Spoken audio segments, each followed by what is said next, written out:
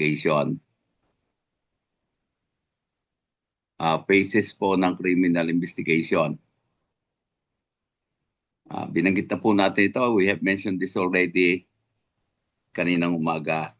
Identify the suspect. Summarize lang po ito. Summary of what we have discussed.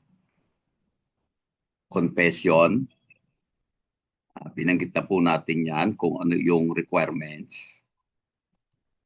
Pakitandaan po ng 7438 relative to this.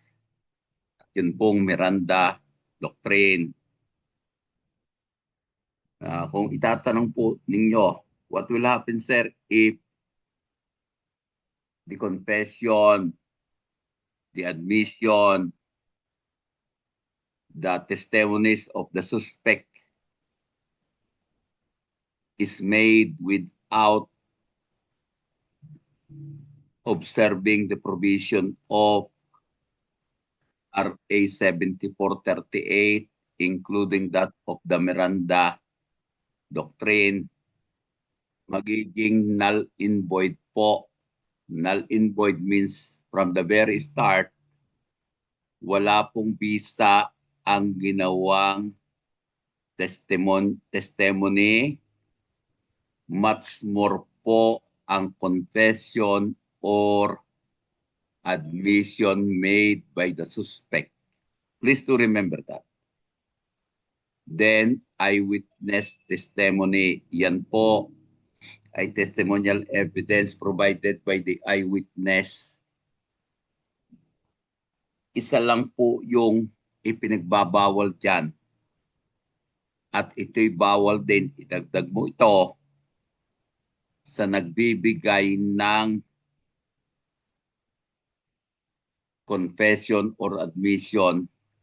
Wala po dapat force, wala po dapat threat, wala po dapat intimidation or vitiation of free will that will be utilized against the suspect, including that of the eyewitnesses. Kasama po yan sa anti-torture law. Hindi po pwedeng magkabisa ang anumang testimonial evidence, whether provided by suspect, including that of witnesses, that can be valid if they are taken in violation of threat, violence, intimidation, or vitiation of free will. Sana po maliwanag yon. Tandaan lang ito, pag sinabi nating madali kasi yung threat, intimidation, or violence, madali yan. Ang mahirap dyan, yung vitiation of free will. Yan po yung nalabas sa board exam. Ano po yung sir? Vitiation ay sisira sa iyong malayang pagpapasya. Kung yan po ay sisira sa malayang pagpapasya, wala pong bisa ang anumang statement ng ginawa ng sino paman, both the suspect and the witnesses. Hindi po yan pwedeng magkabisa. Example po ng vitiation of free will, aminin mo lang pakakawalan kita. Aminin mo lang, hindi ko idadamay ang iyong asawa, ang iyong anak, ang iyong tatay. Yan pong lahat ng yan will destroy, will impede, if not destroy, your exercise of free will. Ina po yan para mawalan ng bisa ang isang testimonya. Then nandyan po ang eyewitness testimony. Madami na po tayong diniscuss dyan. Please do remember them. Paano yan ginagawa? paano yan magiging non-suggestive? Inyo pong tingnan ang mga yon. And then, we have associative. Alam na rin po natin yan. Alam na rin po natin circumstantial. They have already been discussed. Then, we have locate and apprehend the suspect. Binanggit na po natin yan. It is not only identification, but it would be completed upon apprehension of the suspect. Dalawa ang method of apprehension that we have mentioned. Una, without warrant. Ang tawag po dyan, pagka without warrant, ay in flagrante delicto arrest or after known as hot pursuit doctrine. Known as after commission of the crime, yan po ang hot pursuit doctrine. Both of them ay magagawa even without warrant. And the other one, which I have mentioned to you, ay arrest with warrant. Pakitandaan po nito under Rule 113 ng Revised Rules of Court. Kapag po na-aresto ng with or without warrant, tungkulin po ito ng arresting officer to bring the arrested person to the nearest police station or jail without unnecessary delay. Wala po dapat delay na dalhin agad sa istasyon ng pulis or doon po sa pinakamalapit na jail ang nahuli. Pakitandaan po nito kung huhulihin po sa pamamagitan ng warrant as provided po under Rule 113, dapat po ang aaresto ay sabihin sa aarestuhin ang dahilan ng pag-aresto at ang layunin bakit siya aarestuhin, including the fact that a warrant of arrest has been issued against the suspect or against the accused. Kapag po nagawa yon, pwede na pong hulihin with or without the warrant in possession of the arresting officer. Ang ibig sabihin, aarestuhin mo, sinabi mo na sa kanya, aarestuhin mo siya, pulis ka, sinabi mo sa kanya, may warrant na laban sa kanya dahil sa isang kaso. You can arrest him na. Kahit hindi mo dala ang warrant of arrest. Ano pong sabi ng batas? The warrant should be shown as soon as practicable. Pagkahuli, dadalhin sa istasyon ng pulis, doon pwede mong ipakita ang warrant. At hindi po violation na hindi mo dalang warrant, eh hindi mo siya maaaresto. Yan po ang sinasabi ng Rule 113. Pakitandaan po ito, ano ang kailangang pwersa sa pag-aresto? Necessary force. Anong ipinagbabawal? No violence. Ang ipinagbabawal, violence or unnecessary force. Pinapayagan po ang necessary force. Necessary in effecting the arrest. Kung nalaban po yan, pwede pong gumamit ng pwersa na mas malakas sa ginagamit ng aarestuhin ng pulis. Justifiable yan. Pwede po bang dumukot ng baril? Opo. Kung kinakailangan po ito sa pag-aresto. Pwede ka pong magpuputok ng baril ang pulis. Opo, theory po ng self-defense. Theory po ng self-defense. Yun po ang magiging prinsipyo.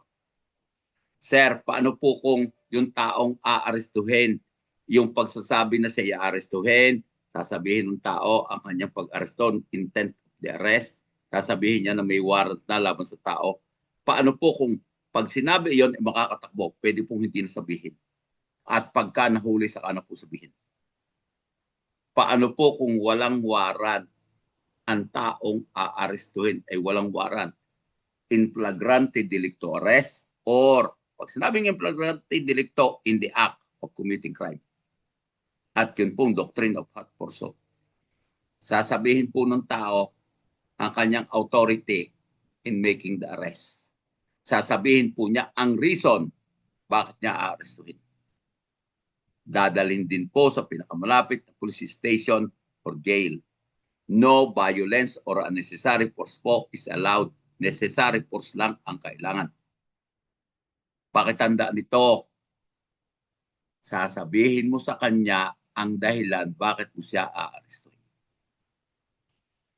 Pwede pong hindi nasabihin ang authority, ang ground, or intent to make an arrest. Opo, kung ang pagsasabi nito ay manganganib na hindi maaresto yung tao. Pagkatapos na po saka sasabihin.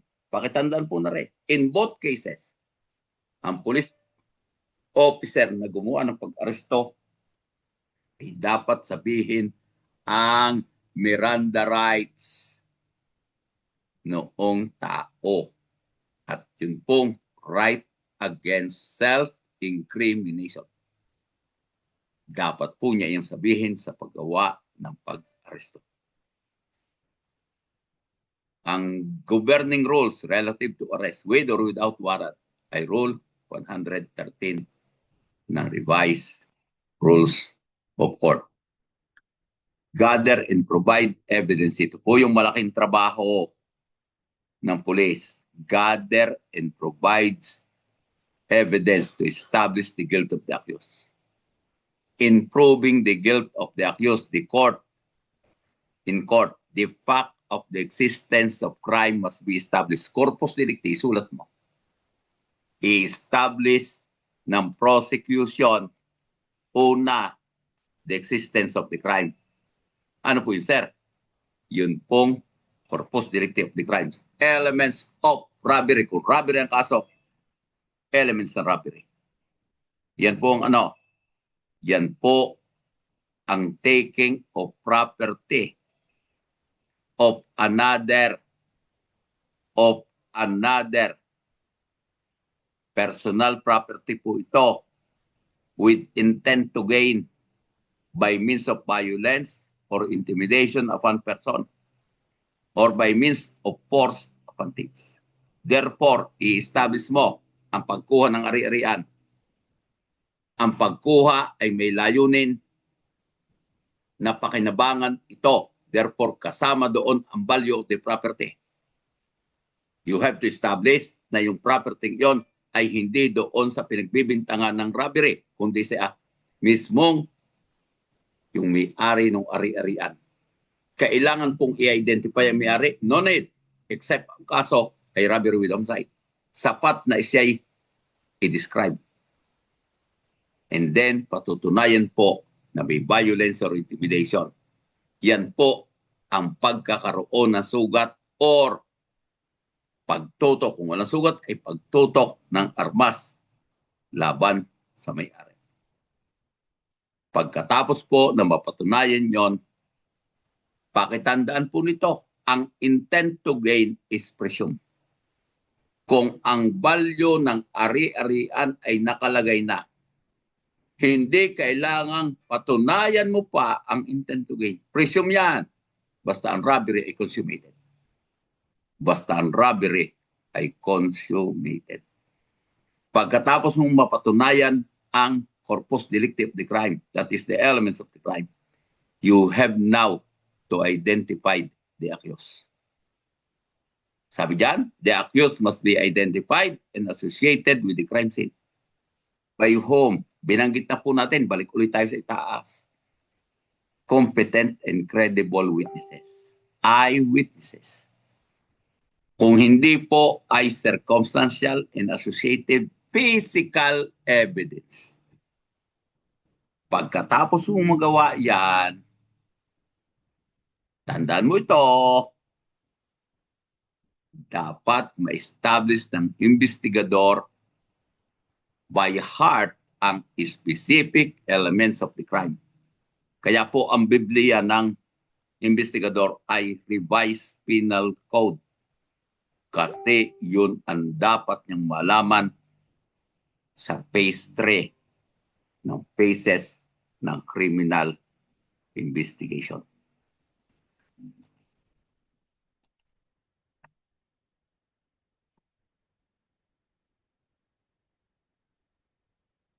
Standard method of recording the crime scene. Mahalaga po ito. Tandaan po ito. Lahat pong ebidensya na ihaharap sa hukuman, we are talking of physical evidence. They have to be identified.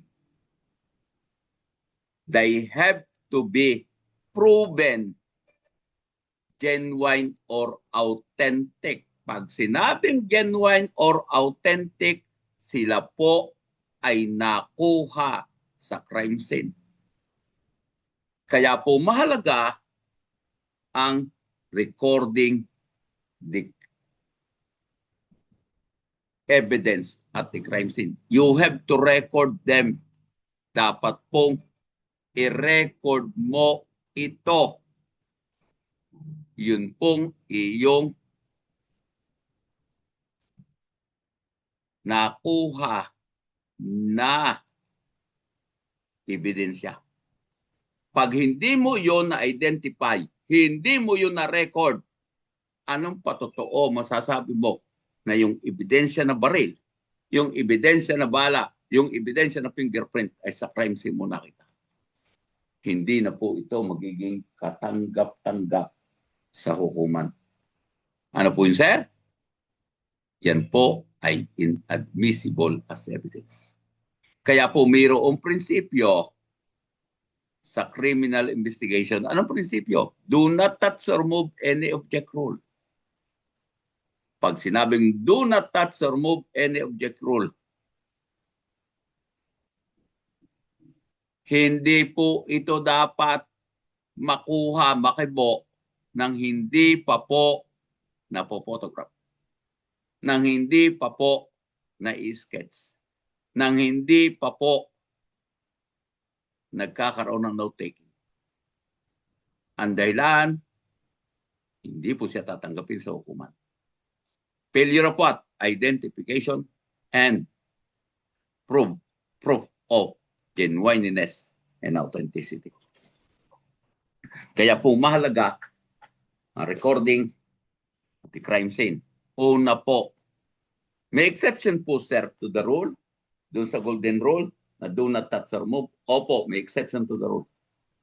If there is a need to save the life or lives of anyone at the crime scene. Kung kailangan pong may iligtas na buhay sa crime scene, pwede pong hindi muna maparecord yan. Basta lang mailigtas at sino pa man nasugatan sa crime scene. Let us now proceed. The standard method of recording the investigative data. Una po, photographs. Yan po ang pinaka primary method of recording the investigative data or that of the physical evidence. Photograph is number one. After photographing, sketching po. Gagawa po ng sketch. Ano pong papel ng sketch?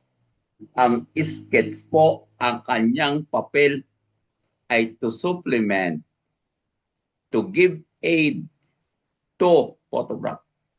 Bakit po, sir? Ang photograph hindi magpapakita ng exact size of the evidence. Hindi rin magpapakita ng distance, exact distance of the different evidences found at the scene. Eh, sino po magpapakita? Ang magpapakita po dyan ay ang iyong sketch. May dalawang uri ang sketch. Yan po ang iyong rough sketch at ang iyong finish sketch. Yung finish sketch ang dadalhin sa hukuman. Siya po ang tutulong sa photograph. Tanong sa photograph, ilan ang minimum na photograph bawat ebidensya? 4 po. Ano po ang mga uri ng photograph? We have, una po, the overall or the overlapping photograph. Overall or overlapping. Ano po ang purpose? Ipakita po ang entire scene at different perspective. At different perspective. Ilan po? 4. 4 yan. Sometimes pwede po maging 5. And then we have the photograph of the specific evidence. The long view or the general photograph. Sunod po ang medium range or mid-range photograph. Ano po ang ipinakikita ng long range or general photograph? The location of the evidence relative to the crime scene. Ano po ang pinakikita ng mid-range? Ang pinakikita po ng mid-range ay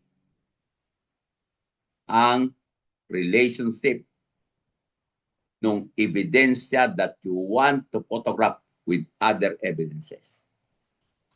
Kaya po yung ugnay ng isang ebidensya sa kapwa, ebidensya ay makikita sa mid-range. Gaano siya kalapit, gaano siya kalayo. Sino ang malapit, sino ang malayo. At ang close-up po, ang purpose ay for description of the physical evidence. Yan po ang iba't ibang uri ng photograph. And then thereafter, we have the written notes. You have now to write what you have seen or observed at the crime scene. Sir, ang photograph ka po ay mayroong notes or recording. Opo, photolog. Ang tawag, photolog. Ang log ay LOG as in logbook. Meron po yung photolog. Siya po ang notes ng iyong photograph. Pagkatapos po niyan, developing and lifting of fingerprint. Yung fingerprint na nakita sa smooth surface, yan po ay iyong i-develop sa pamagitan po ng general method, 3. Una, powdering method. Pangalawa, chemical method. Pangatlo, alternate light method or light method. Siya po ang 3. Sila po ay pinophotograph pagkatapos ma-develop, pagkatapos po ay ililip. Kung yan po ay lifting, yan po ay powdering method. Kapag po chemical ay walang lifting. Kapag po light development ay walang lifting. Ano pong purpose, sir? Para po dalhin sa crime laboratory at ikumpara doon po sa standard. And then pagkatapos po ng lahat ng yan, there will be collection of evidence. Yan po yung gathering of evidence. Sir, gathering of evidence. Ang gathering of evidence po, pagkakolekta ay mamarkahan ng initial ng collector. Ano pong purpose? For future identification. Yan po yung magpapakita na may baril sa picture. May baril sa picture. Sa sketch ay may baril. Yung iyong kinolekta ay minarkahan mo sa 3 inseparable parts. Siya po ang magpapakita na yung baril ngayon na nasa harap ng hukuman na nanggaling sa crime laboratory ay same na ebidensya na galing sa crime scene. And their plaster cast, yun po yung plaster cast. Ang tawag po yung casting method. Footprints po, shoe print po, tire print po. Kung yan po yung nagawa sa buhangin o sa malambot na surface, kasama po ng fingerprint, sila po ay ma-develop, sila po'y mapipreserve sa pamamagitan po ng casting method. Casting method. Yan po yung paraan ng development kapag ang fingerprint, kapag ang footprints, kapag ang shoe print ay nasa wet or nasa soft surface. Then tape recording of sounds, video tape recording, then CCTV recording, pakitandaan po, kasama po siya doon. Pakitandaan, maliban po sa written statement, mula po A hanggang doon sa H, except E and I, except letter D, lahat po yan ay documentary. Photograph, documentary. Sketch, photograph. Written notes, documentary. Yun pong iyong tape recorded sound, videotape, CCTV, lahat po yan kasama ng letter I.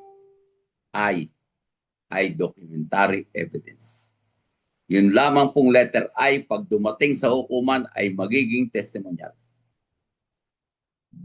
Sir, plaster cast, yun pong developing girlfriends. Hindi po yan documentary. They are physical evidence. Physical or object evidence. Then crime scene processing. Pag sinabing processing, ito po yung pamamaraan na ang ebidensya ay kukolektahin mula sa crime scene, dadalhin doon sa laboratory at mula laboratory dadalhin sa hukuman. Hindi po magiging katanggap-tanggap ang ebidensya. Tandaan po ito. Kung ang ebidensya ay hindi po na-process ng tama, ang dahilan, sir, invalid po ang processing, means invalid ang ebidensya.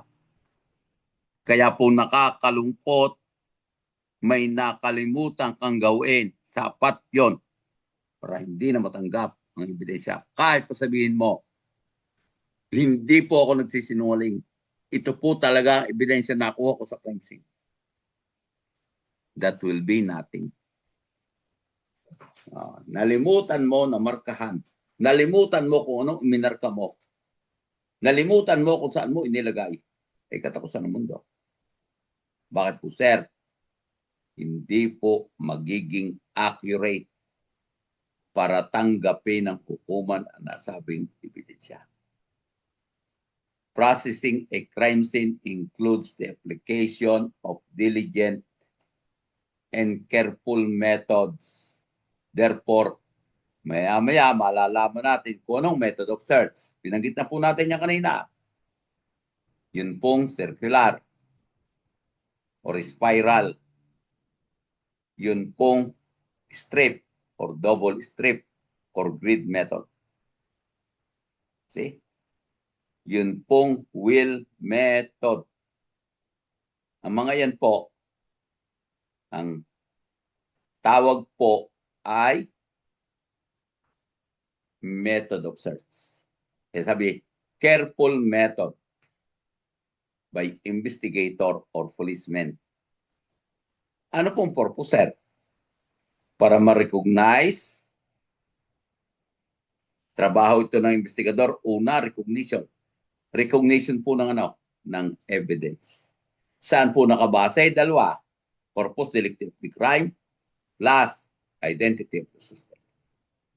Kaya sabi dyan, to recognize, to identify, to preserve, and collect the evidence. Sir, ano po yung recognition?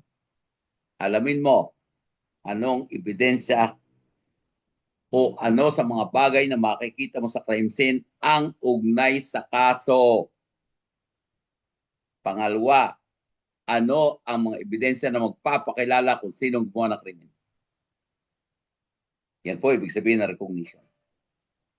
Sunod po, you have to photograph them. Anong purpose, sir? To identify. You have to mark them after collection. And then, you have to pack them. Pack po is balutin mo in order to preserve them. And collect fact and items of evidentiary value. The crime scene is the surrounding area or the area surrounding the place where the crime was committed. Yung nakapaligid kung saan naroon ang crime scene. Yun po yung ebidensya na magsasabi, ito yung crime scene. Yung kabuuan ito ng kapaligiran. May dalawang uri po ng crime scene. The primary crime scene. Primary po ay ano, doon nangyari ang krimen. Ang pangalawang uri po ng crime scene ay, tandaan po ito, ang pangalawang uri ng crime scene ay secondary crime scene. Sir, anong ibig sabihin ng secondary crime scene? Ang ibig sabihin po ng secondary crime scene ay hindi doon nangyari ang krimen pero nandoon po ang mga ebidensya. Kaya pinatay sa plaza, itinapon sa ilalim ng tulay. Ang plaza, ang primary crime scene. Ang secondary ay ang ilalim ng tulay kung saan itinapon ang bangkay ng biktima. Ano pong gagawin, sir? Parehas po silang ipaprocess. Kaya kung ikaw ay investigador, pumunta ka sa primary crime scene, natuklasan mo, may nakapagsabi na ang ibang ebidensya ay nasa ibang lugar, tatawag ka sa istasyon para magpadala ng panibagong grupo ng investigador. Because both of them should be processed. The primary and the secondary crime scene. The primary and the secondary crime scene. The processing of the area at the scene includes all direct traces of crime. And this determined by the type of crime committed in the place where the act occurred. Kasi bawat krimen, bawat lugar, magkakaiba ang proseso. Dapat mong sundin ito.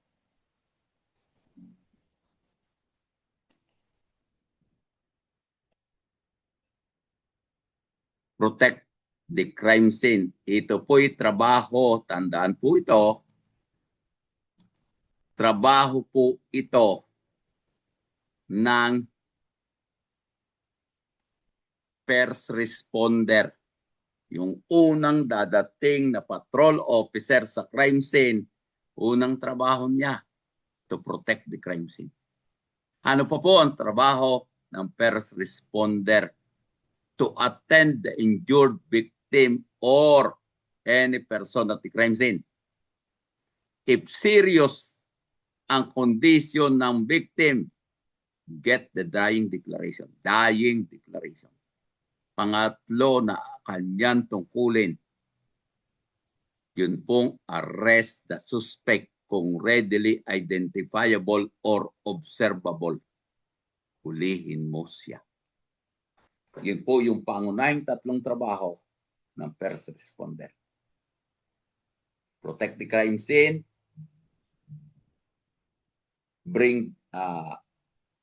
facilitate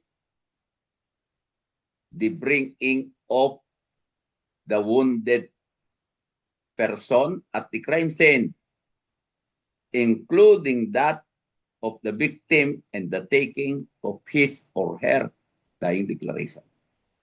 At ang pangatlo is to arrest the suspect. Dumating po ang investigador. Ang gagawin po ni first responder ay i-endorse na niya ang crime scene sa investigador. Dahil ang investigador na ang magiging director ng crime scene. Dumating po ang SOCO, i-coordinate po ang jurisdiction ng crime scene ng investigador sa SOCO. Ang SOCO, siya po ang magiging bahagi na ng crime scene search. Successful scene processing depends on the ability of the policeman's or investigator's skill in recognizing, pakitandaan po, hindi po collection, kundi recording. Double R, recognition, and then recording and collecting the items of value evidence. Also, his ability to protect and preserve the later. Pag sinabi, sir, protection of the crime scene, maglalatag po ng police line. Kung wala pong police line, any similar object. Sir, bakit po nilalagyan ng police line? Main objective, para huwag masira ang anumang ebidensya na nasa loob ng crime scene ng pagpasok ng walang pahintulot ang first responder. This requires making careful and detailed notes and sketches, written statement, and transcribing verbal statement of witnesses, suspect, and marking and preservation of evidence. Kapag po na-preserve na ang ebidensya, una po, recognition, recording, collection, preservation. Ang pinakahuli po, chain of custody. Ano po ibig sabihin ng chain of custody? Lahat ng taong nakahawak ng ebidensya mula nung ito'y pulutin ng investigador sa crime scene ng SOCO hanggang ito'y makarating sa laboratory, hanggang ito'y makarating sa hukuman. They have to be identified. Ang tawag po doon, chain of custody. Mali po, sir, ang recording. Sira ebidensya mo. Hindi po na photograph, hindi po na sketch, hindi po na note take, alinman sa mga yan. Hindi na po yung tatanggapin kasi hindi mo papatunayan na yan din ang ebidensya na nakuha sa crime scene. Sunod po, yun pong collection. Collection po, sir, ano? Kung yan ay kailangan mag-gloves, kailangan magkaroon ng face mask ng investigador na kukolekta ng ebidensya. They have to be done. Otherwise, makukontaminate po ebidensya. Kung bare hands ang gagamit mo, hindi ka nagkaroon ng gloves. And then the items of value as evidence. Pakitandaan po na pag sinabi nating kinolekta mo, minarkahan mo ito. Kaya yung collection mahalaga kasi dapat sa collection mo hindi magkaroon ng mutilation, pagsira ng ebidensya, alteration, mapalitan ito, or contamination. Kasi hindi mo ginawa ang tamang protocol. Ang sunod po, after collection, markings. Kaya, una, recognition, recording, collection, markings. Yung paglalagay po ng distinctive mark nung nangolekta ng ebidensya. Kalimitan po, initial plus date. Pagkatapos po noon, yan na po, preservation. Sir, ano ang preservation? Babalutin mo na ang ebidensya. They should be individually wrapped. Dapat individual ang babalot to prevent what? Cross-contamination. They have to be sealed.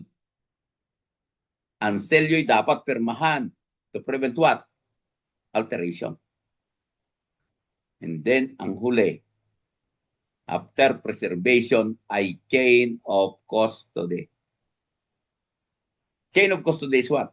To ensure na ang ebidensya ay hindi napapunta sa hindi authorized na humawak nito. Kaya po yung kanyang proseso, ang in summary ay ang sumusunod. Una, recognition. Recognition is based on what? Ability ng investigador na alamin ang corpus delicti of the crime. Abilidad ng investigador to determine evidence that will identify the suspect. Pagkatapos noon na recognition, recording po. Pagkatapos po na recording, kasama po no taking doon ha, ay collection. Pagkatapos po ng collection, markings. At ang huli po, preservation. But after all of them have been done, may isa pang napatandaan. Yan po ang chain of custody. Nagkamali ka sa isa. Sorry. Hindi natatanggapin sa court. Yan po yung kahalagahan ng protecting the crime scene. Not only the crime scene, but also everything at the crime scene. Then, laboratory examination. Pagkatapos po ng collection, chain of custody, dadating sa crime laboratory, examination na po. Sir, pumalpak ang number 2. Wala ng number 3. Ano po yun, sir? Ang ebidensya tulad ng bala, tulad ng basilyo, hindi properly collected. Hindi naparecord. Alinman doon sa dalawang yon or alinman sa mga sumusunod. Ano po yun, sir? After recognition ay recording and collection. Markings. Walang markings. Sorry. Hindi tatanggapin. Bakit? Paano mo ma-individualize ang iyong bala na nakuha sa crime scene sa iba pang kahalintulad na bala? Kaya po mahalaga ang iyong markings. Pagkatapos po iyong babalutin ito, hindi pwedeng magkasama ang lahat ng ebidensya. That is part of what? Preservation.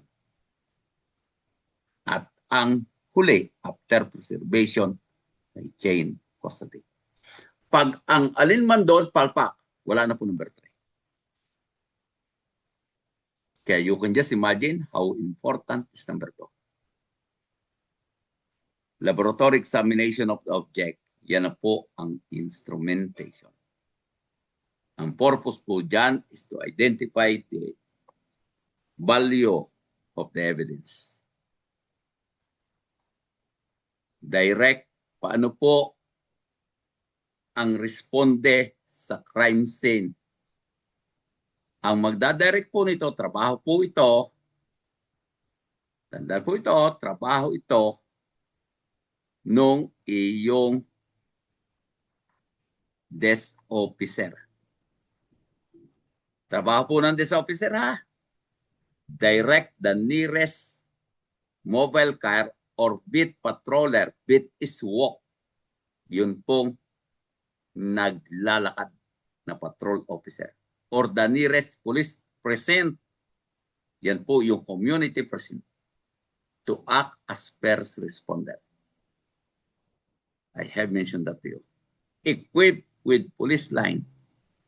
Tingnan po ito ha.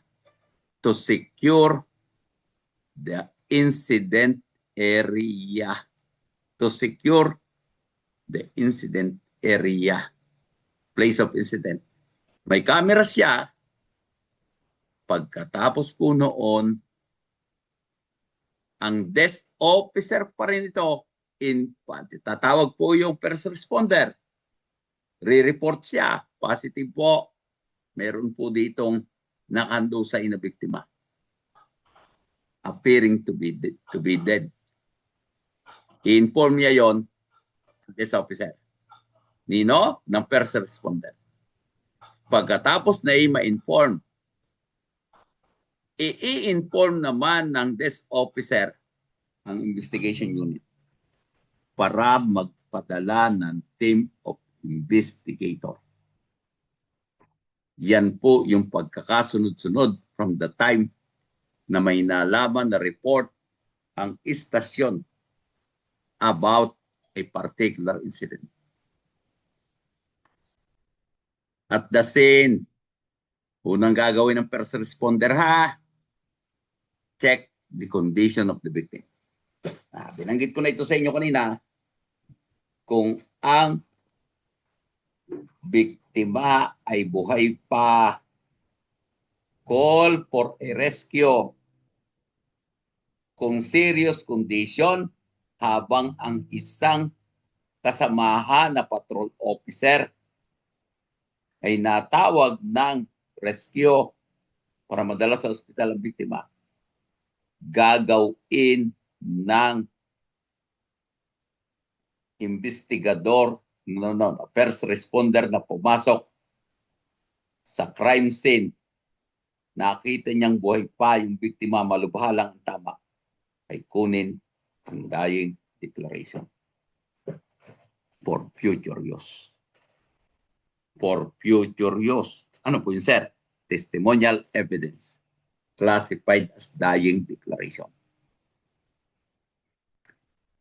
In addition, sabi dyan, check the condition of the victim while the other members shall simultaneously secure the area. Kaya yung isa papasok, titingnan kung buhay pa yung biktima, habang ang isa ay naglalagay ng police line or similar tools. Kung serious, yan po, bring the victim to the nearest hospital. Photograph and sketch the victim. Kung mayroon pong dying declaration, yan po, get the dying declaration if necessary. Tatlo lang ang tanong dyan. Pangalan. Sunod, sinong gumawa sa iyo? Sa pakiramdam mo, ikamamatay mo, ang tinanong mong sugat. Dapat po ang sagot, oo. Pag hindi po ang sagot ay hindi, walang dying. Hindi yan maaaring dying. Dapat po kasi ang gumawa ng dying declaration, alam niya yung sugat niya ay ikamamatay niya. The statements, once reduced into writing, shall be duly signed or thumb marked by the victim, including those who heard and who actually see that of the dying declaration.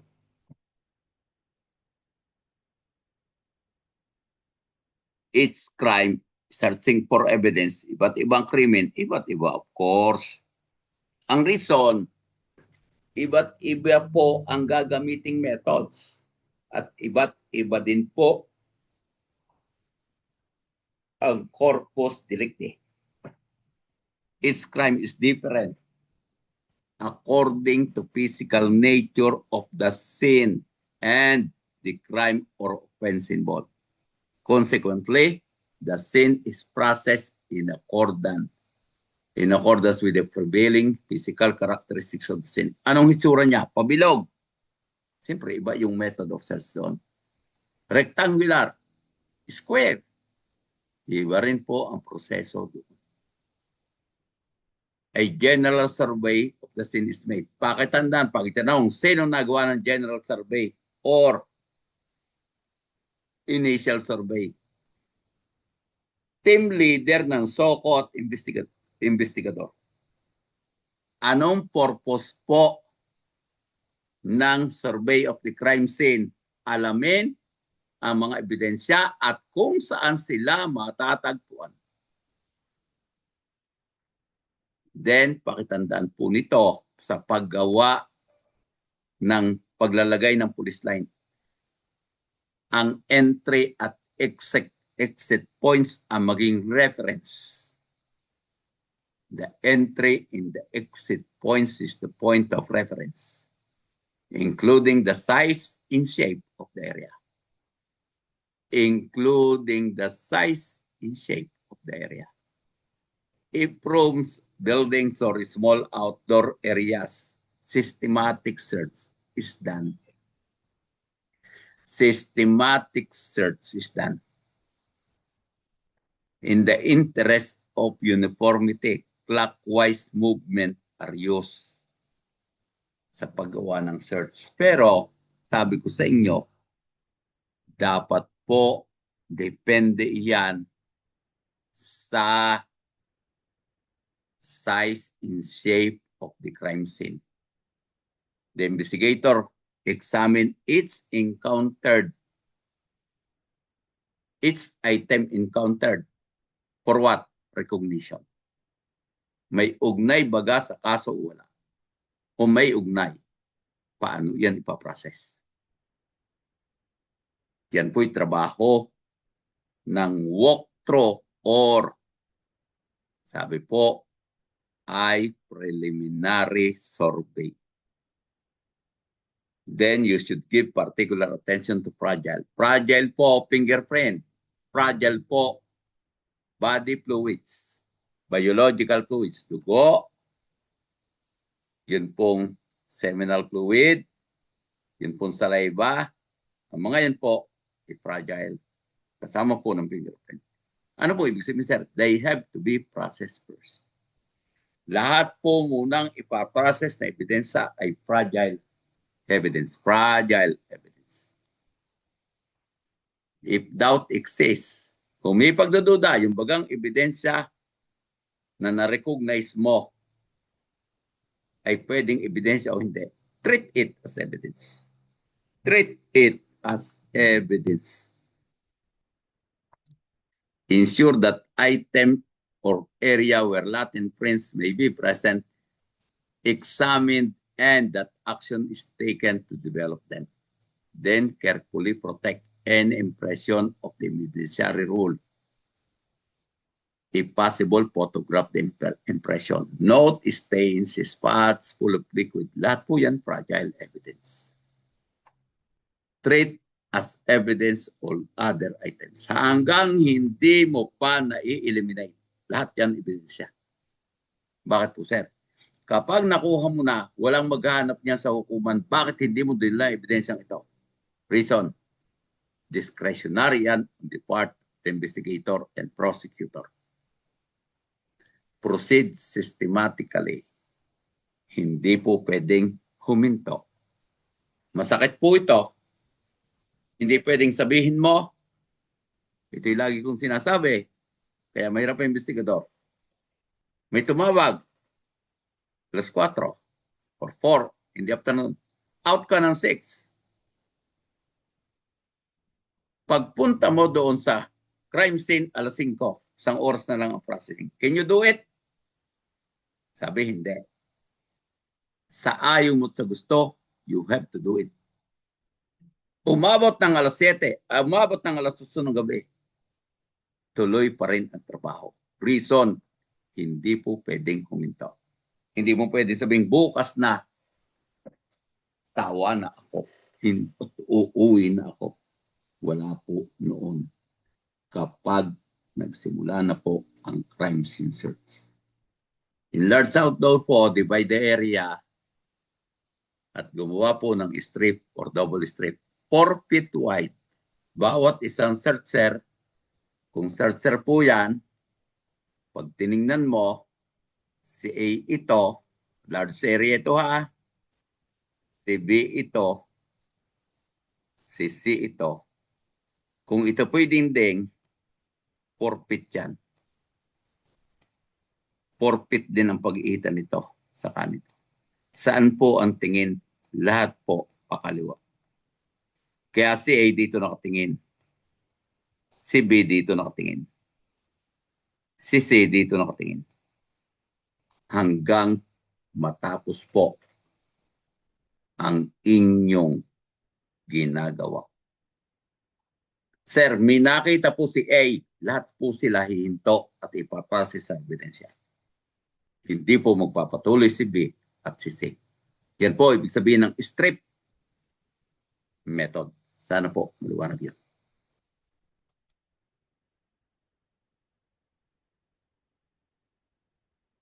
Then it may be advisable to make search beyond the area, beyond the point of exit in the point for what possible evidences outside of the crime scene na hindi agad nakita ng first responder.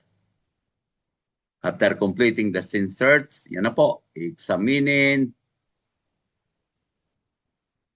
pag-aaralan, para po i-connecta sa krimen. Then marking of evidence. Pakitandaan po, ang marka should be the initial of the collector.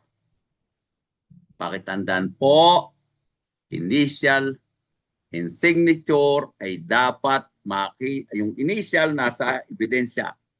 Sir, yung signature doon po sa ginamit mong selyo sa iyong pinagbalutan ng iyong ebidensya.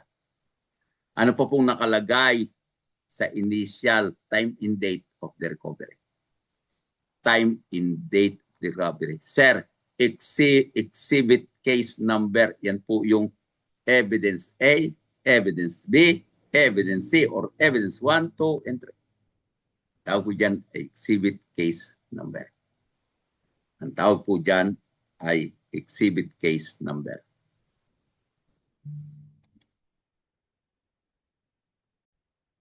Okay. Pakitandaan po, what should be marked? Ilalagay po, initial of the collector po ha. And then the time and date. Yung signature po ay ilalagay doon po sa selyo ng package mo.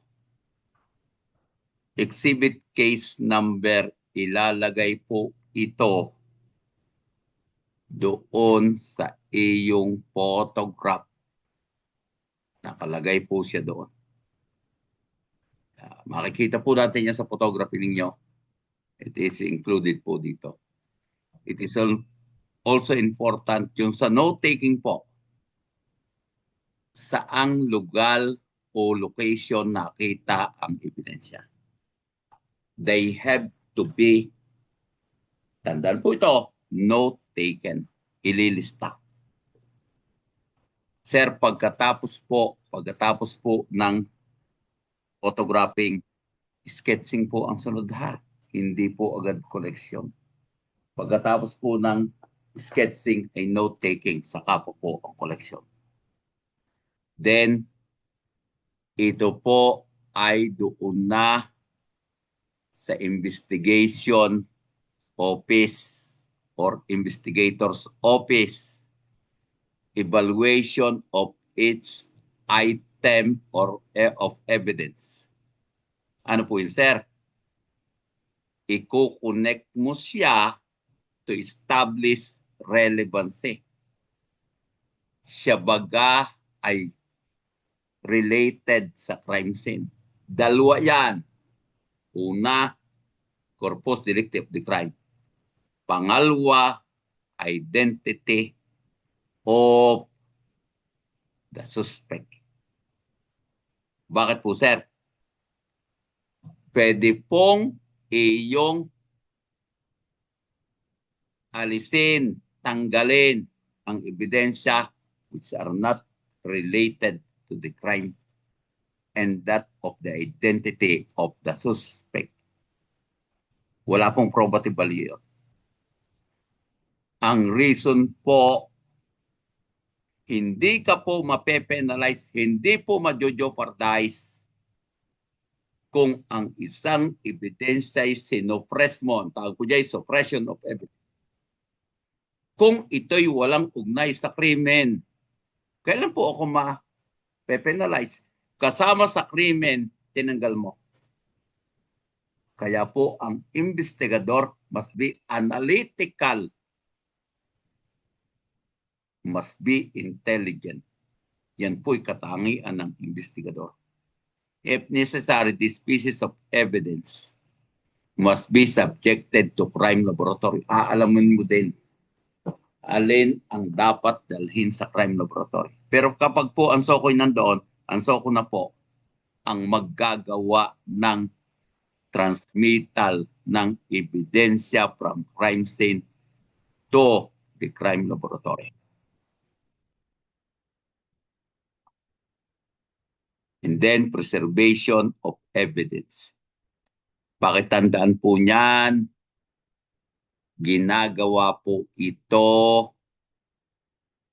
in order to maintain the integrity of the evidence. Please bear that in mind, to maintain the integrity of the evidence.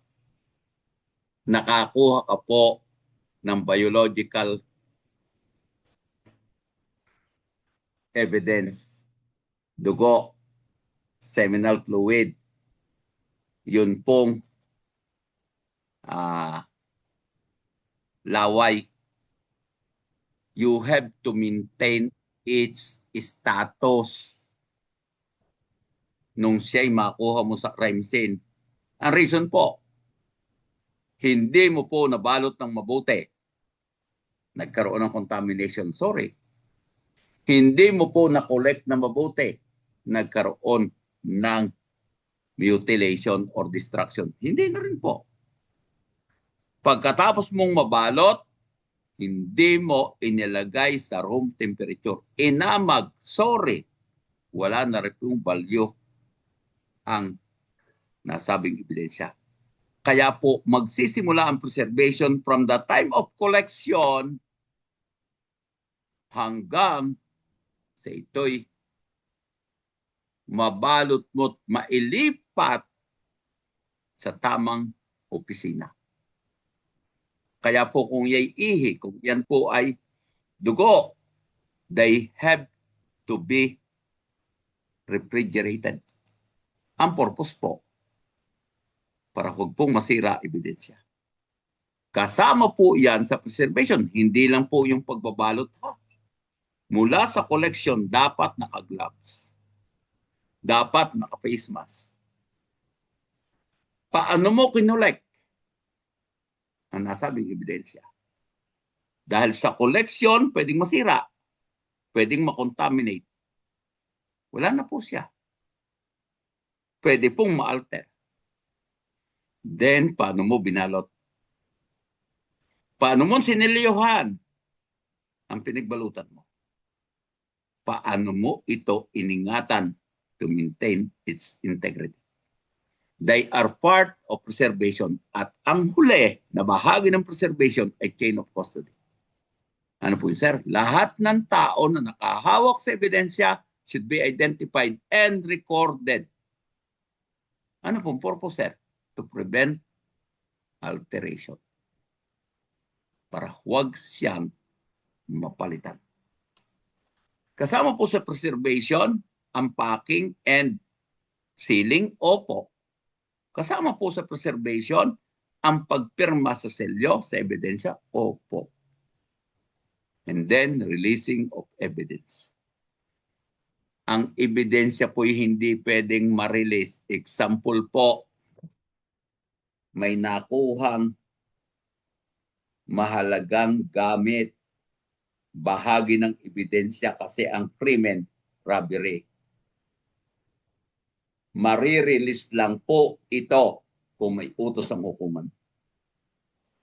May nakuhang sasakyan,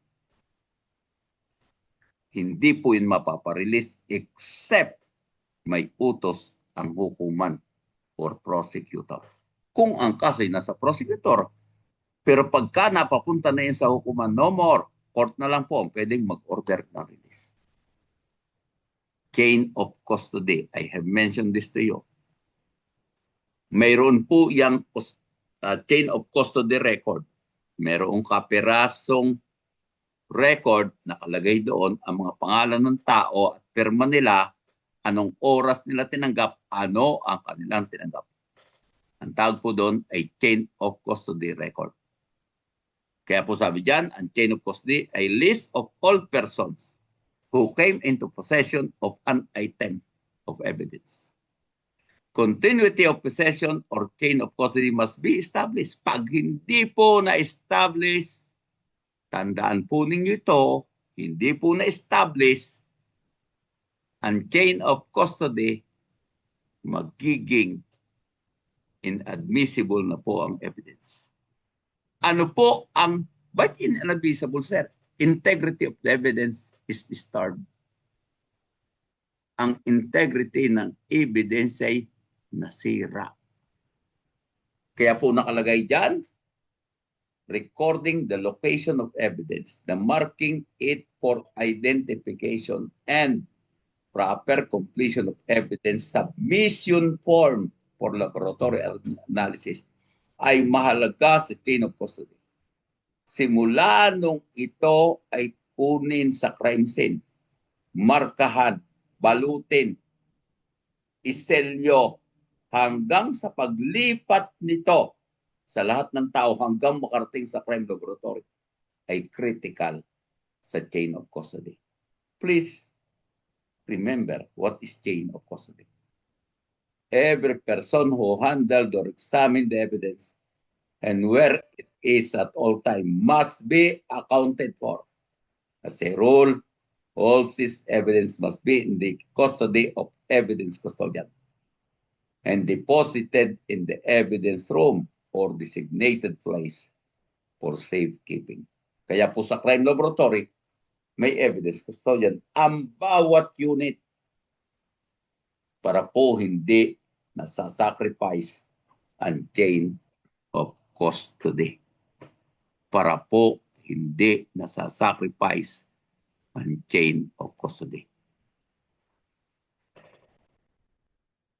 Paano, sir, kung nasira at hindi na po na-establish ang chain? Sorry, inadmissible na po yan. Dahilan, possible alteration of the evidence. Pwede na pong napalitan ng ebidensya. Sir, may marka. Madali pong maglagay ng marka. Strip method or lane search pattern. Method of search po ha. Divide into lane. Pag tiningnan mo, ganito yan. Ito po ay rectangle square. Pagka po ganyan, nakita mo, ang tawag po dyan ay strip method or lane search pattern. Kaya makikita mo, kapag tiningnan mo,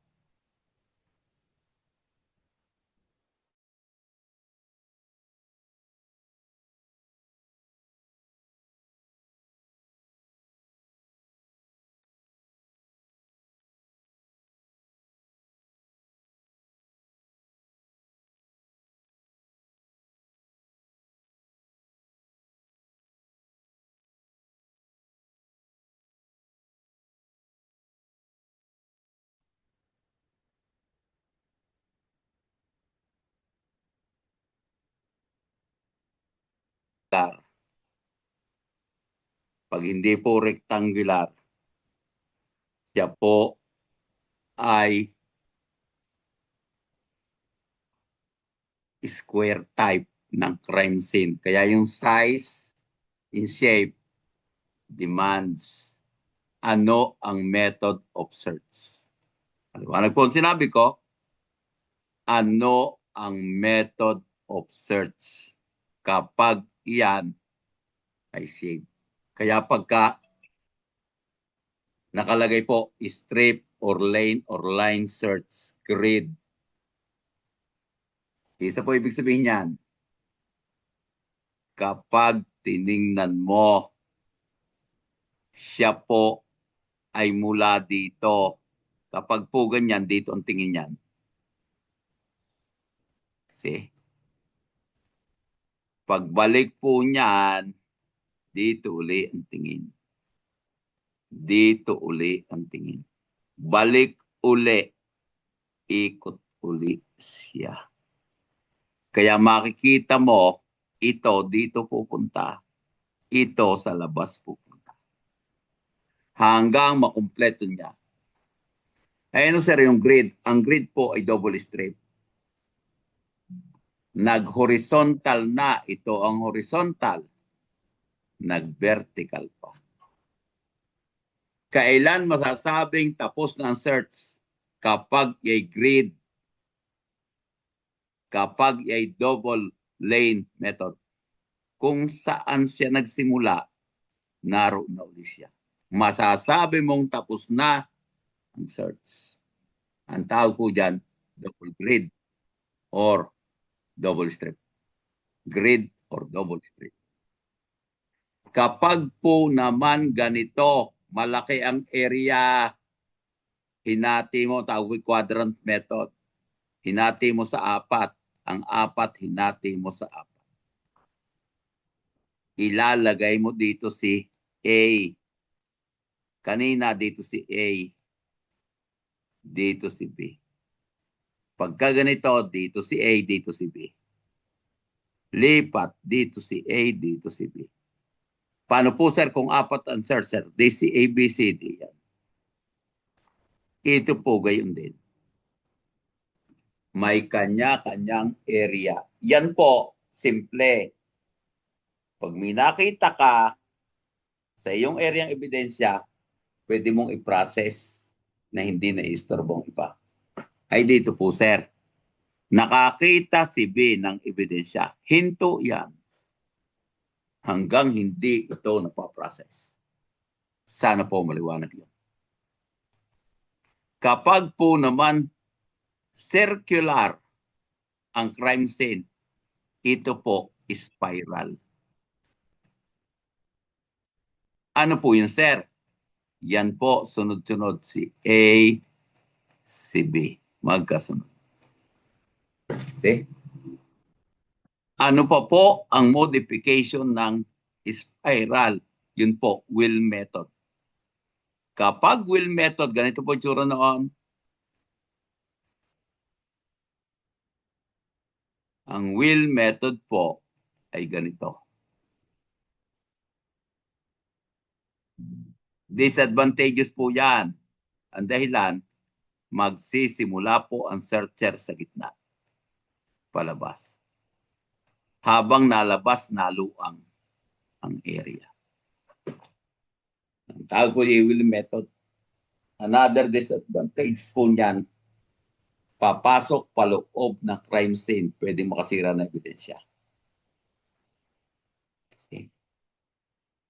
Sir, pagka po ganyan, paloob, ang dinaanan po, i-evaluate po ang crime scene saan walang masisirang ebidensya.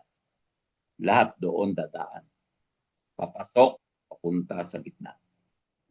Gayun din po naman, example, buhay pa ang biktima, tumawag ng rescue. Pagpasok ng rescue sa loob ng crime scene should be directed. Ida-direct po siya ng first responder or investigator. Andaan po'y doon sa area na walang ebidensya. Kung saan pumasok, doon lalabas.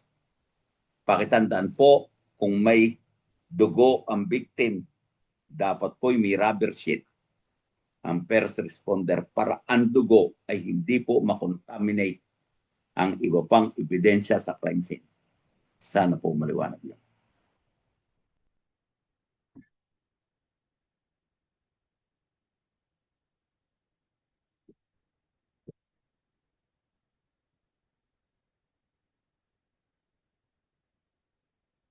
Then we will now proceed with intelligence.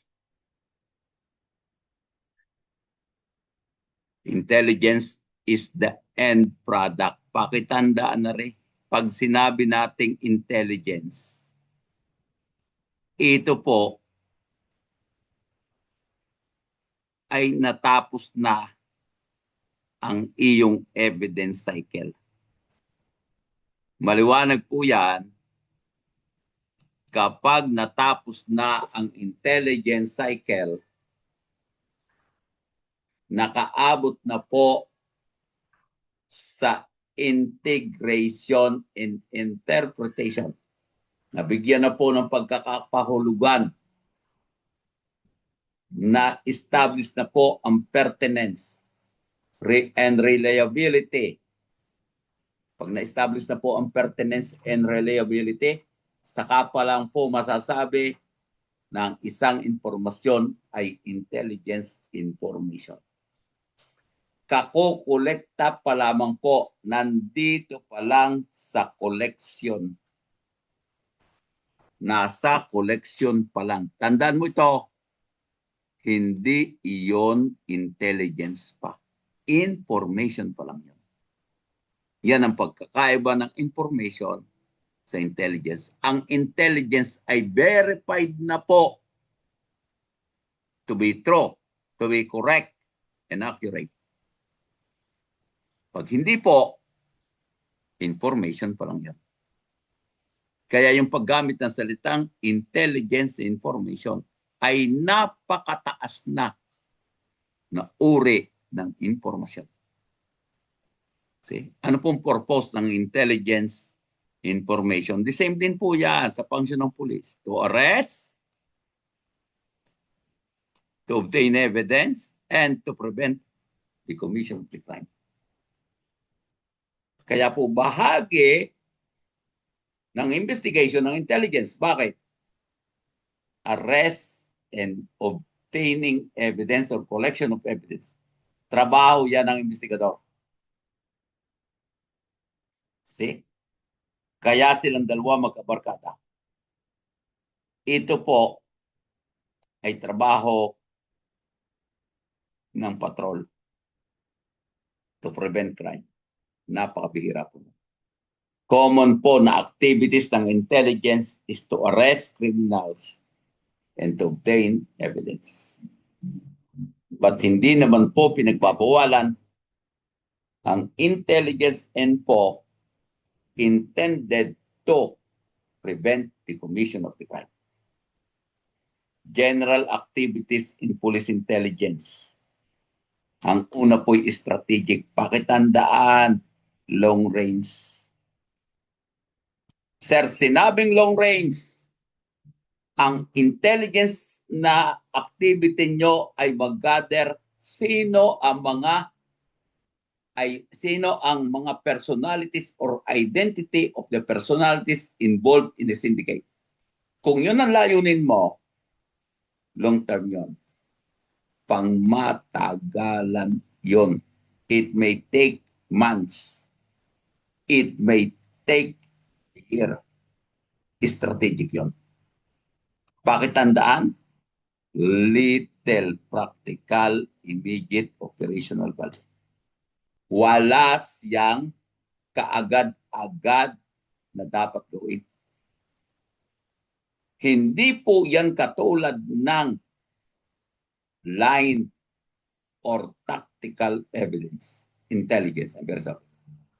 Line or tactical intelligence. Ano po yun, sir? Pag sinabing line, primary police function, prevention of crime. Immediate po. Tactical is the opposite of strategic. Kaagad-agad kailangan nakatanggap ang pulis ng informasyon na magkakaroon ng bank robbery sa ganitong oras, sa ganitong araw. Natanggap ngayon, araw ng Tuesday. Natanggap alas 7 ng umaga. Mangyayari ang robbery alas 10. Kaagad-agad ipaprocess ito. Ano po yun, sir? Informasyon pa lang natawag. Natanggap mo. Kailangan mo nang ma-process para ma-verify. Pagka na-process na po, verified na, nagkaroon na ng pertinence and reliability, kaagad-agad magkakasal ng operasyon. Ano po tawag dyan?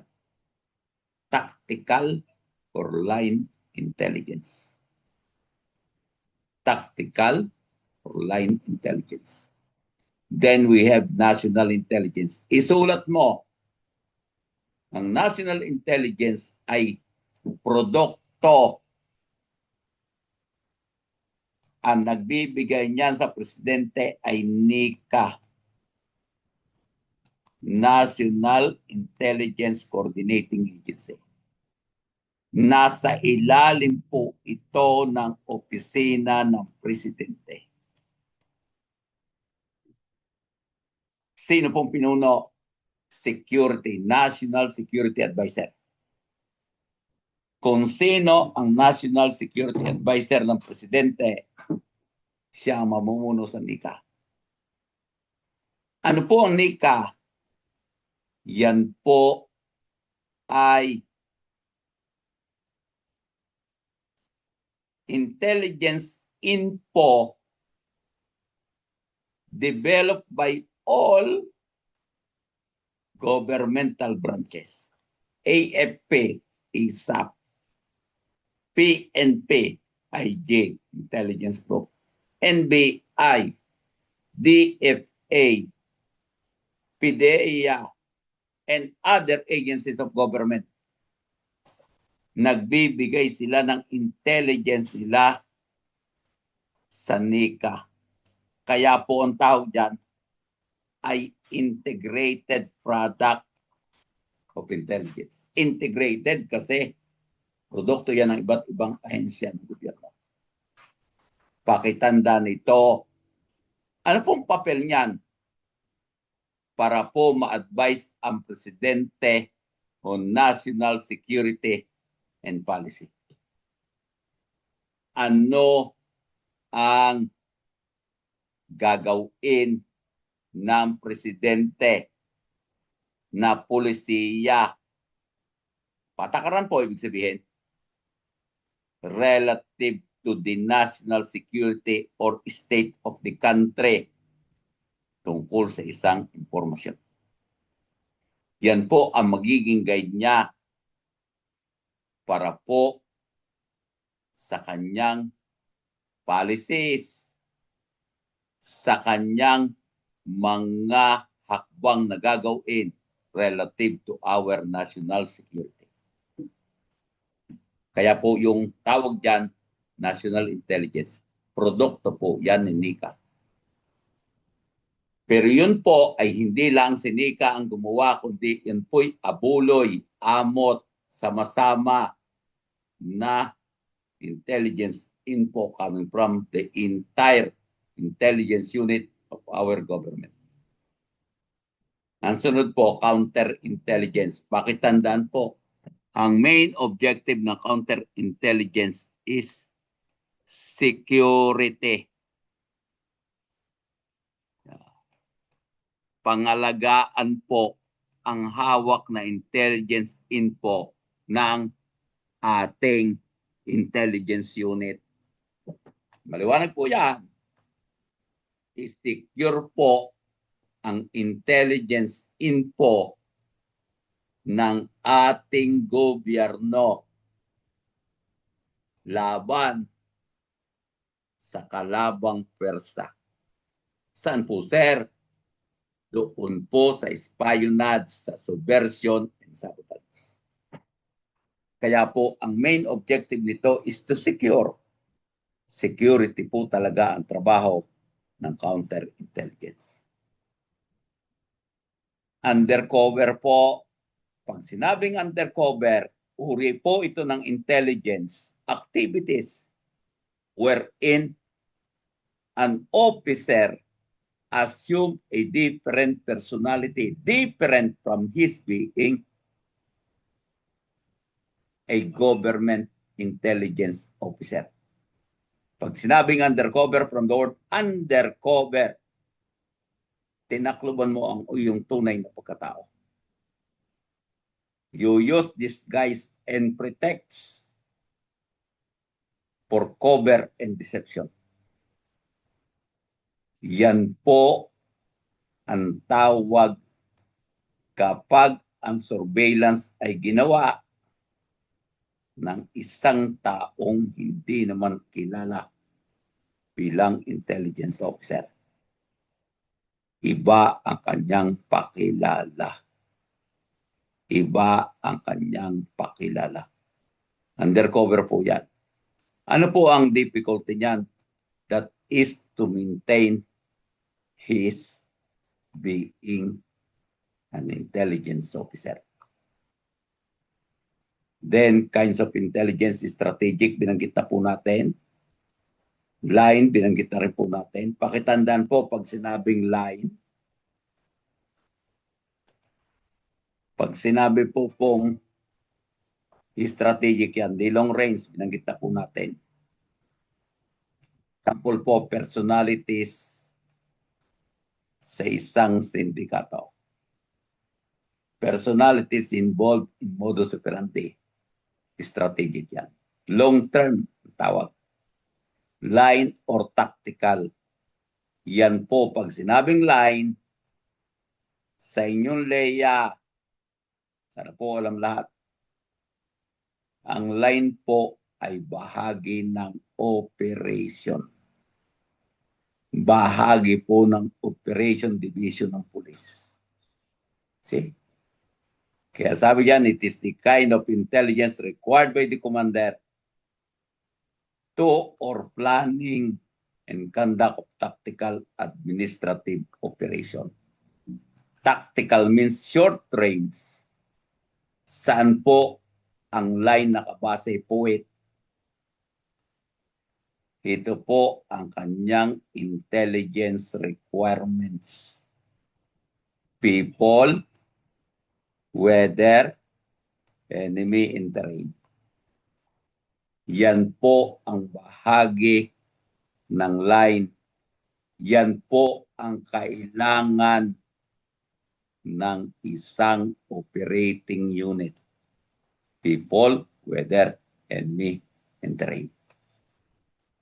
People po, sino yung mga taong nakatira doon, anong sources of income, everything po, including po their language, including po their culture. Pagka po yan pinagpulungan, tawag po people. Weather po, anong uri ng malimit bagang umulan. Terrain po, bulubundukin baga, may dadaanan bagang dagat, wala. Kaya po, mahalaga, sir, mahalaga po ang terrain, opo. Dahil kung hindi pinag-aralan ang terrain, dumating kayo sa lugar, may ilog palang malaki. Hindi naman itinuro sa inyo saan ang tulay nandoon. Wrong place kayo at the wrong time. Pwedeng ikamatay ninyo yan. Pwedeng ikamatay ninyo yan. Bakit po, sir? Hindi kayo nakatawid dahil hindi nyo alam ang terrain or area of operation. Then, nakalagay po dito, after po terrain, dahil yan po'y puwit, sir, ano yung enemy? Yan po yung kinalalagyan saan hindi dapat mag-spill out. Spill out ay kumalat ang operation kasi nandoon ang kalaban. Kailangan po alam din ang lugar kung saan nandoon ang enemy. For possible what? Vulnerability or weakness. Nahuli kayo, yari na. Kaya po, ang enemy kasama po doon sa intelligence requirement. Ang tawag niya intelligence requirement. People, weather, and military. For point. Counterintelligence, sinabi ko sa inyo, security po yan. Example, nakalagay po dyan, protection. Protection of installation and materials against sabotage, against insurrection whatsoever. Ang mga yan po, trabaho ng counterintelligence. Ang counterintelligence po is known as intelligence against intelligence. Ano po yun, sir? Negative. Siya ay intelligence laban sa kapwa intelligence. Kaya sabi diyan, negative intelligence. Negative intelligence. Main objective po to secure the installation, to secure the information. Then we have security intelligence.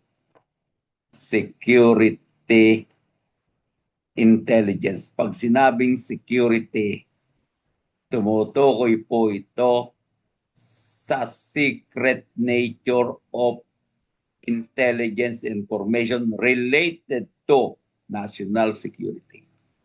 Example po, Pilipinas. We are now hindi naman po confrontation. We are now dealing with the Chinese in their attempt to establish their presence in the West Philippine Sea. Ay mataas po ang ating security intelligence. Ano po yun, sir? Yung ating gagawin at ginagawin hindi dapat malaban ng kalaban. See? Kaya pagkaganyan, security intelligence, total sum of efforts to counsel, sabi dyan, para po i-counsel ang national policies. Trabaho po ito, Nino. Trabaho po ito ng National Intelligence. Or NICA. Sa presidente po yan. Binanggit po natin yung counterintelligence. Binanggit po natin yan. Yung counterintelligence, laban po yan sa subversion, sa infiltration ng kalabang pwersa. Laban yan sa kanila. And then counter-espionage. Espionage po ay uri ng intelligence gathering. Ang counter-espionage ay almost the same with intelligence. Kaya lamang po, or counter-intelligence, sorry, counter-intelligence. Ito, ang iyong hinahanap ay spies of the enemy. Ano po yun, sir? Siya po ay isang intelligence officer na infiltrate niya ang isang organisasyon. Kaya siya nakakapagbigay ng impormasyon sa kalaban. Sino ang mag-neutralize sa spies of the enemy? The counter-espionage. Sila po ang mag-neutralize sa espionage activities ng enemy organization or unit. Yan po ang kanyang trabaho. Then, intelligence cycle. I mentioned this to you. Wala pong matatawag na intelligence kung hindi po ang isang informasyon ay na-process na. Yan po yung phase rating nan po ninyo. After processing of the collected information, saka pa lang po masasabing ang isang informasyon ay intelligence information.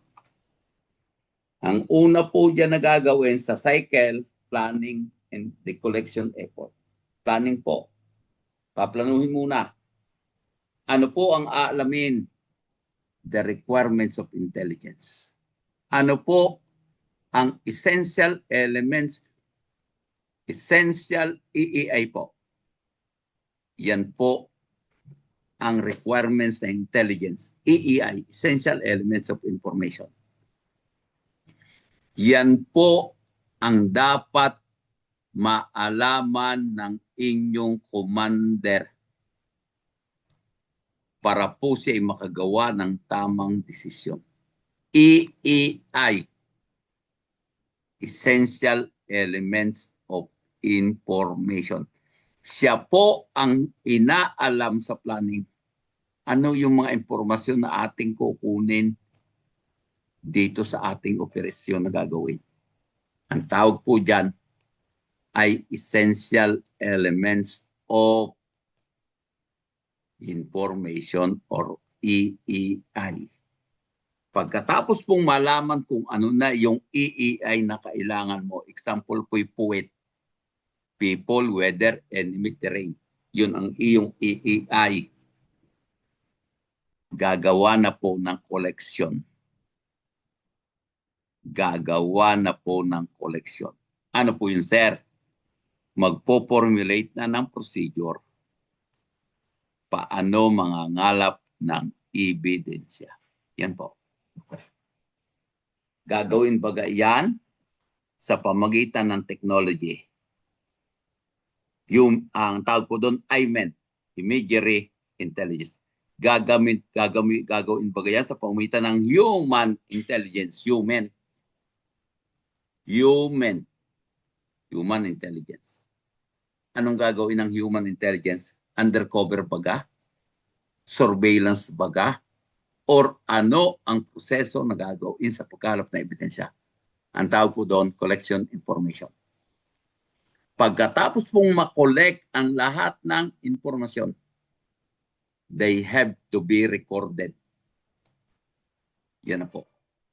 After recording po, they have, nakalagay po dyan kung saan record, police logbook, journal, intelligence worksheet, or intelligence file. Diyan po ilalagay ang kanilang nakuhang impormasyon. Pagkatapos po noon, after collection po, di na-collect na po, makikita po ninyo dito sa phases na ito. After collection po of information, na rin po evaluation. Makikita po ninyo dito sa ating proseso, makikita po ninyo collection and information. Evaluation po ang sunod. Pagkatapos ng collection, evaluation. Pagkatapos po yung processing and collation. Ano po ibig sabihin ng processes? Ipaprocess, aalamin ang magkakaugnay, aalamin ang hindi. Ano po ang collation? Pagsasama-samahin ang lahat ng information which are connected with one another. Sir, hindi po kasama kasi pang militar po. Ilalayasan po yan. Ibibigay yan sa friendly forces. Pagkatapos po ng collation na pagsama-sama na ang lahat ng EEI, essential element of information or intelligence, i-analyze na po yan. Ito po ang puso pag itinanong sa iyo, the heart of intelligence process or cycle. Ang heart po niyan ay analysis and intelligence production. Siya po yung analysis. Diyan po ngayon i-establish ang alin? Ang iyong pertinence. Diyan po establish ang iyong pertinence. Diyan po establish ang iyong reliability. Diyan po sa sir, pagka po na-establish na, lalabas po ang kanyang pertinence, ang kanyang reliability.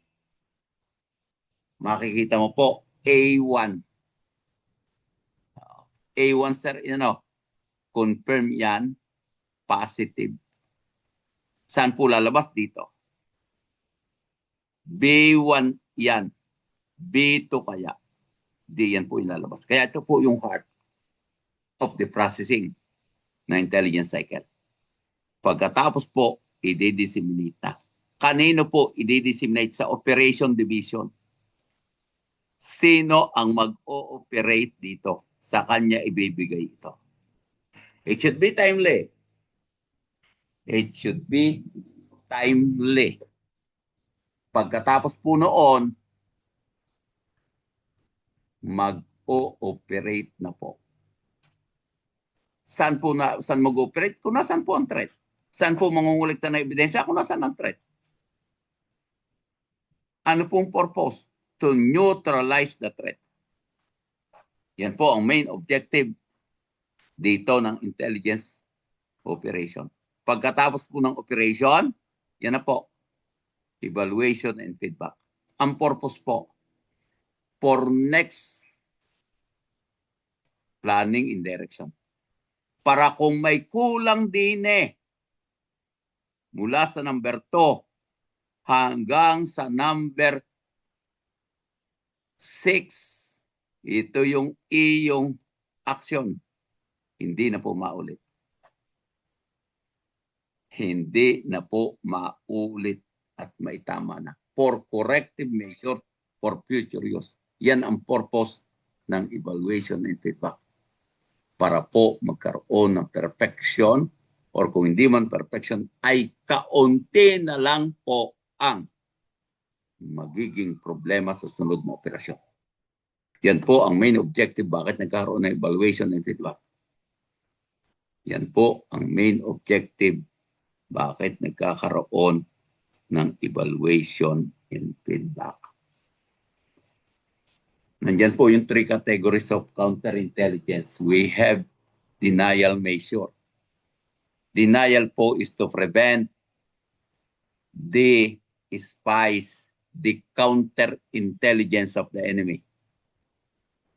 Paano po yan nagagawa? Nagagawa po yan sa pamagitan po ng secrecy discipline. Sa pamagitan po ng document security. Paglalagay po ng password kasama po sa secrecy discipline kasi lahat ng information ngayon nasa computer. Paano mo isi-secure yung iyong intelligence information nasa iyong computer? Then the camouflage. Camouflage po ay yung iyong informasyon ay hindi halata na intelligence info. Kasama po yung concealment. Then, yan po ang uso ngayon, communication security. Ano po yun, sir? Cyber security. Kasi malaki na po ang problema ng ating lipunan sa mga threat sa ating internet, sa ating means of communication now. Military censorship and counter reconnaissance. Reconnaissance po ay survey of the area. Alamin kung pwede doon ang intelligence operation o hindi. Pangalawa po, detection measure, security tag. Pag sa intelligence unit or office, may color coding po ang kanilang ID. Yung color coded na ID yun po ay may ibig isabihin. The passcard, the password, the challenge to the password, and then reconnaissance, detection measure yan. Ano po ibig sabihin ng detection? Kilalanin, nakapasok na, nalampasan arrest. Nalampasan ang denial measure. Nakapasok. Gusto mo ngayon malaman sino sa loob ang kalaban. Yan po, detection measure ang gagamitin. And then deception. Ruse of escape. And evasion, dami po, pen fabricated information. Yan po ay bahagi ni CI. Denial, detection, deception. Lahat po ID. 3Ds. Lahat po IDM. Denial, detection, deception. Measure po lahat yan. Measure po lahat yan. Categories of counterintelligence operation. I mentioned to you, human yun. I meant imagery. Technical po yan. Yan po yung paggamit ng lahat ng technical means to identify the enemy. Ang tawag po dyan ay I meant imagery intelligence. At ang sunod po, SIGINT. SIGINT po is what? Signal intelligence. Ano po yun, sir? Yan po yung detection measure. Ang tawag po dyan, SIGINT. Yan po yun, counter signal intelligence. Yan po yung tatlo. Human, I meant, SIGINT. Tatlong uri po ng counter intelligence. Tatlong uri po ng counter intelligence.